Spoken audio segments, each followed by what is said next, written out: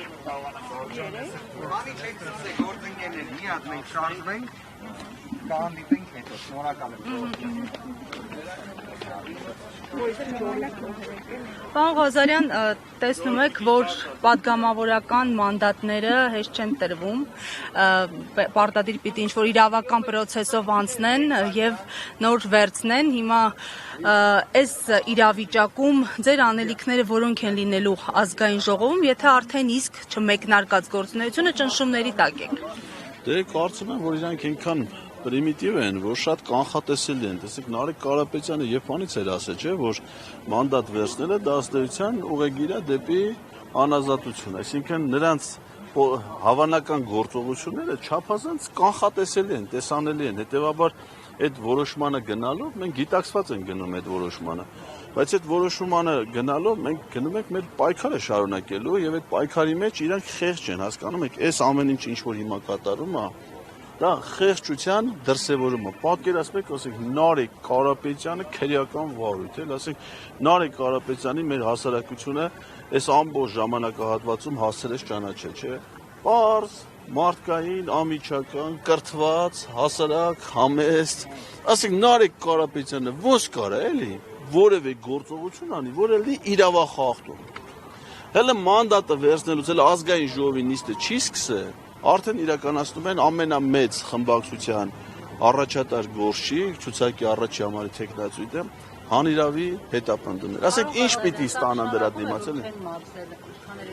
Այո, պարտվել են, չեսանք այս ամեն ինչը, այո, այս ամեն ինչը պարտության նշանները հաղթանակած մարդը էս բանը անում։ Ասենք եթե սպորտում որ մի հատ թիմ հաղթում, ասենք հիմա Իսպանիայի հավաքականը որ հաղթել է, չէ՞։ Իրանք ինչ են անում, մի հատ էլ բռնում են հետևից նորից խաղից հետո կարմիր քարտեր են ցույց տալի պարտվողին, ասում են տարեք դրան բռնեք, այս բաներ են անում։ Հակառակը չէ, մոտենում են, շնորհավորում են, կարեկցում են, բան են անում, ասում են ոչինչ, դուք էլ եք լավ խաղում, բան։ Իրանց այս վարքագիծը հուշում է, որ իրանք այս ընտրություններում պարտվել են եւ վախենում են այդ պարտության հետագա քաղաքական քայլերից, որովհետեւ հիմա ինչքան էլ ասենք ենթադրենք ընդ չեմ ուզում էլ անունները տամ մանավանդ մեծ մասին դեռ չեմ հիշում կարող է սխալվել ասենք 100-ական մարդիկ են չէ քպեց ընդրված падգամավորները բայց գլխավորը Նիկոլ Փաշինյանը հո գիտի ինքը խո հիմար չի չէ ինքը գիտի չէ որ ինքը պարտվել է այս ընտրությունները ինքը գիտի չէ որ ինքը ժողովրդի վստահություն չի վայելում ու ինքը իմանալով էր թե ինքը ոնց է եկել իշխանության Այդ ամեն ինչը մի հատ ինքը իր վրա լրիվ պատկերացնում է, այդ պատկերացումները բերում են վախեր, այդ վախերը բերում են այս հանիրավի գործողությունները։ Ղազարյան ինչ մեղադրանք է, ինչ են առաջացնում։ Ճիշտ ասած, տեղյակ չեմ էլ ոչ թե միայն տեղյակ չեմ, այլ չեմ էլ պատկերացնում, ասենք որ Նարեկ Կարապետյանը կարող անի իրավախախտում։ Ես չեմ պատկերացնում, որ Նարեկ Կարապետյանը ավտոքշերուց կարող է կարմիր լույս տալ չկանգնի։ Ալիկ Ալեքսանյանի գործի հետ ինչ կապ ունի Ղազարյանը։ Ալիկ Ալեքսանյանը մի թոմ գործ է, ես էլ պիտի դրա հետ կապ ունենա։ Իսկ ինչպես է կանելու, եթե մինչև ղեկավարի Նարեկ Հարությունյանի ըստեյության հանեց աշխատակազմի ղեկավարից եւ կարծես թե այս պայմաններում շարքային պատգամավոր է դառնալու իսկ դեր քաղաքական գնահատականը դա որտեղ նաեւ մամուլում լուրեր կար որ նա Փաշինյանին խոստացրել 65% կհավաքեն բայց արդյունքները նրա համար իհարկե իրենց համար լավ չի եղել որքան էլ ասում են հաղթում սա ուղիղ կապ ունի ինչ է կարծում իրենք դրա պատճառով Արայք Հարությունյանն այսպես Չգիտեմ ճիշտ ասած չգիտեմ կարող է իրանք ինձ չեն հետաքրքրել անկասությունը քննարկել է խորհրդարան գնալուն շատ կարճ է մնացել ձեր ֆրակցիան քննարկել է արդյոք հանձնաժողովի նախագահների պաշտոնները պատրաստվում եք ստանձնել փոխնախագահի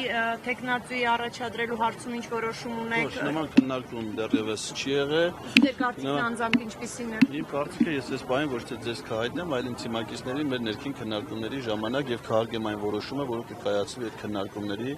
արդյունքում։ Պարոն Ղազարյան, քննարկվել է ձեզ փոխնախագահի պաշտոնում նման հարց ինձ հետ չի քննարկվել, նման քննարկումներ ես նորից եմ ասում, ամենայն անկեղծությամբ ասում եմ, որ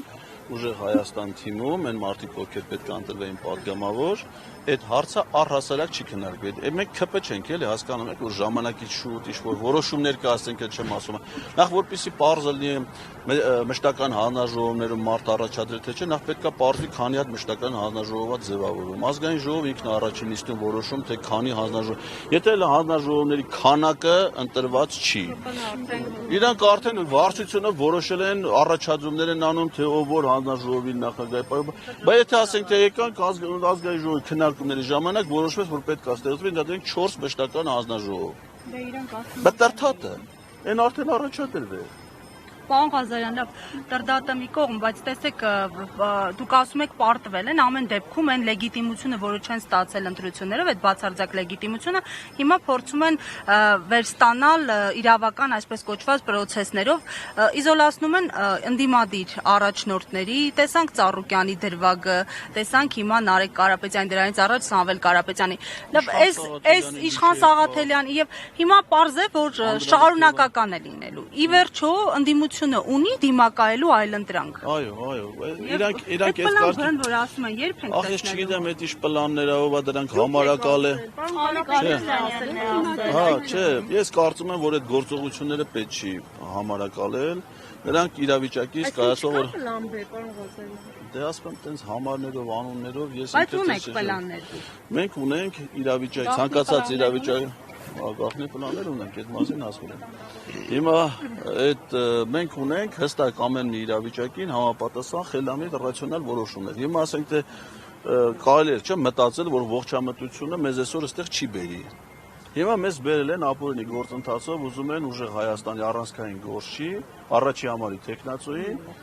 տանեն անազատության։ Հիմա այս իրավիճակին բնորոշ մենք պիտի համապատասխան հիմա այս իրավիճակում մենք նստենք քննարկենք, չգիտեմ, մշտական հանձնաժողովն ինչ է, ինչ։ Ամսի 2-ին գնալ եք ազգային ժողով, պարոն Ղազարյան։ Ազգային ժողովի նիստի օրը նիստերի մասնակցելը պատգամավորների պարտականությունն է։ Այսինքն նիստեր բոյկոտելու բան չունեք, եթե ասում եք Նման հարցը չի, այն ինչ որ վերաբերվում է ազգային ժողովի պատգամավորների պարտականություններին, այնտեղ կա պատգամավորներ ունեն իրավունքներ եւ ունեն պարտականություն։ Եթե մարդը պատգամավոր, այսինքն հանրային ծառայող է,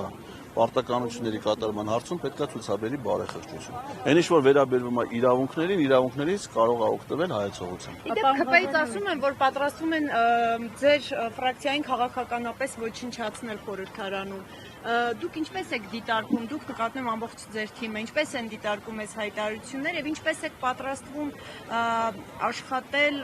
այդ հայտարարությունների պայմաններում։ Սամվել Կարապետյանը մի անգամ դատարանի բակում ճեպազրույցներից մեկի ժամանակ արձագանքելով Նիկոլ Փաշինյանի մեջբերումներին մի շատ լավ բանաձևում է տվել նման բոլոր իրավիճակների համար։ Շան տեղ մի դրեք։ Շատ լավ է, Նիկոլ Ղազարյանը ձեր դիմաց տարբերվելու այսօրվա ընդդիմադիր խորհրդարանական ուժը նախորդ գումարման խորհրդարանականից ինչ ռեսուրսներ ունեք, վերացուցներ, օրինակ նախորդ խորհրդարանում չէին կարողանում արտերալ ԿՊ-ի կամ այդ ուժման ներկայացուցիչները։ Դուք այս անգամ այդ ուժը կարողանում եք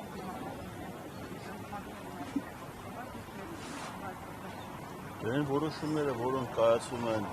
այնքան թվով պատգամավորներով, որը չի բավարարում մեր երկու ընդդիմադիր խմբակցությունները, բնականաբար մենք նրանց հակազդելու իրավական հնարավորություն ունենք։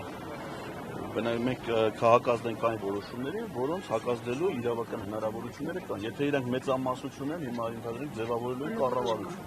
Կառավարության ձևավորմանը հակազդելու հնարավորություն բան չկա։ Օրենքները իրանք պատրաստ են ընդունել միայն իրենց մեկ խմբակցության։ Տեխնացիներ կարող են առաջադրել, բայց 3/5-ն չի զավթեցին, չէ՞, Ծառուկյանից այդ մանդատը, որպեսզի այդ կարգի որոշումների ընդունման հարցում իրանք միայնակ կարողանան գործել։ Բայց այդ միայնակ գործելու համար գոյություն ունի բացի իրավականից, նաև քաղաքական ժամկետներ, թե իրանք ինչքանով կարող են դա անել։ Հիմա 2017 թվականին ձևավորված ազգային ժողովում էլ կոալիցիա էր ձևավորվել Հանրապետական կուսակցության, ԲՀԿ եւ Հայ-Հեղափոխական դաշնակցության միջեւ։ Եվ ընդամենը մի տարի հետո Նիկոլ Փաշինյանին ընտրել են ազգային ժողովի կողմից Հայաստանի Հանրապետության վարչապետ։ Այսինքն 17 թվի դրությամբ էլ կար այլ մեծամասնություն, այլ կոալիցիա, որը իրավական իմաստով ուներ այլ հնարավորություններ, քաղաքական հնարավորությունների ժամկետը կրճատել։ Պարոն Ղազարյան, իսկ ձեր ֆրակցիայի ղեկավարման մասով ես չեմ հիշում ճիշտ ասած, կար որոշում, որ Նարեկ Կարապետյանը պետք է Դեռ նման որոշում չի կայացվել, ազգային ժողովի կանոնակարգով խմբակցության ղեկավար եւ քարտուղար ընտրությունը կատարում է ազգային ժողովի առաջին նիստի ժամանակ։ Այսինքն այդ որոշումը կկայացվի օգոստոսի դեռևս քաղաքական որոշում է Ղազարյան, դուք նաև impeachment-ի ակտիվ կողմնակից եք, հիմա կարծում եք հնարավորություն ունենալու եք նման պրոցեսներ նախաձեռնելու։ Ամստահություն հայտնելու գործընթաց հնարավոր է կառավարության ձևավորումից 1 տարի հետո։ 1 տարի հետո ես կարծում եմ այդ իրավիճակը պետք է օբյեկտիվորեն գնահատել եւ պետք է փորձել դա գործի դնել։ Նարեկ Կարապետյանը հայտարարել է, որ մենք Նիկոլ Փաշինյանին իշխանությունից հեռացնելու բոլոր հնարավոր գործընթացները իրավական գործիքակազմը կիրառել են։ Պարոն Ղազարյան, եւ այստեղի ունեցող քրեական գործերը արդյոք նպատակում են գլխատել ուժով Հայաստան դաշինքի, որպեսզի մեկուսացվեն քաղաքական առանցքային դեմքերը եւ այստեղ թուլացված արդեն մտնեն ազգային ժողով։ Կարծում եմ, որ ձեր հարցը արդեն պատասխանել է, որովհետեւ այդ հետապնդումներ իրականացումը նախ ուժեղ Հայաստանի առաջնորդ Սամվել Կարապետյանի նկատմամբ հանիրավի դեռ շատ վաղուց արդեն 1 տարի է։ Եվ այդ ամենը իրականացվում է մեր պատգամավորի տեխնացուների նկատմամբ, շտաբերի պետերի նկատմամբ, վստահված անձանց նկատմամբ, համակիրների նկատմամբ։ Լայք այդ ամբողջ նախընտրական շրջանում օրեղել է, որ հակակոռուպցիոն կոմիտեն կամ քննչական կոմիտեն մի քրեական վարույթի, մի ձայնագրության, մի բանի մասին չխոսա, որի թիրախում չլինի ուժեղ Հայաստան։ Այսինքն սա հետևողական համակարգային քաղաքական հետապնդում է իրավապահ մարմինների գործիքակազմը կիրառելու միջոցով։ Բայց արդյունքում իրանք ինչ են ասել, ուժեղ Հայաստանը հիմա խորհրդանում է, ընդ որում ընդդիմությունը խորհրդանում ավելի մեծ կազմ ունի, քան նախորդում է, որ համեմատության մեջ եկել է։ Հիմա պատգամը, չէ, որոշումների ազդեցության վրա էլի սահմանափակումները նույնն են, բայց պատգամավորների թվականակը ավելի մեծ է, եւ ես կարծում եմ, որ մեր ունեցած ռեսուրսը մեզ հնարավորություն տալու է արդյունավետ քաղաքական պայքար մղելու եւ մեր երկրի ներքաղաքական իրավիճակում էական փոփոխություններ մտցնելու։ Իրանք դա ոչ միայն իմ կարծիքն է, այլ իրանք այս գործողությունները դրա վկայությունն է։ Եթե իրանք վստահ լինեն, որ իրանք մոտ ամեն ինչ նորմալ է, հանգիստ է, ընթանում են առաջ, նման բաների կարիք չէ, ասենք հիմա գար օգոստոս 2-ը Նարեկ Կարապետյանը գար, ասես տենես գալու ազգային ժողով։ Հիմա ասենք անգամ եթե հիմա խափամա միջոց, ամսեր 2-ին իրան ինչ Դες հիմա ասենք այս մի քանի օրվա այդ իրանք հաճույք է, էլի, պրոբլեմներ սարքելու Նարեկ Կարապետյանի կալանով այդ փոքր օգնության պարտված մարդու, խեղճացած մարդու վիճակի դասերով։ Պարոն Ղազարյան, դուք խոսեցիք քաղաքական պայքարի մասին, նախորդ ազգային ժողովը հուշում է, որ կա նաև ֆիզիկական պայքարի տարբերակ, պատրաստ եք դրան։ Ես ճիշտ ասած պատրաստ չեմ դրան, ես իմ սիրած միակ մի քանի մարզաձևերի նկատմամբ հետաքրքրությունն է, մեկը լեռնային դահոկներն է, որտեղ ազգային ժողովի դահլիճում դրա ֆիզիկական հնարավորությունը չկա, մեկը վոլեյբոլն է, այլ հնարավոր չի դեսետկա կապել վոլեյբոլ խաղալ, ուրիշ մարզաձևերի հետ ես երբևէ առնչություն չեմ ունեցել, լողը հա դե չկա, լողավազանը չկա, ուրիշ մարզաձևերի հետ ես առնչություններ չեմ ունեցել եւ հուսով եմ, որ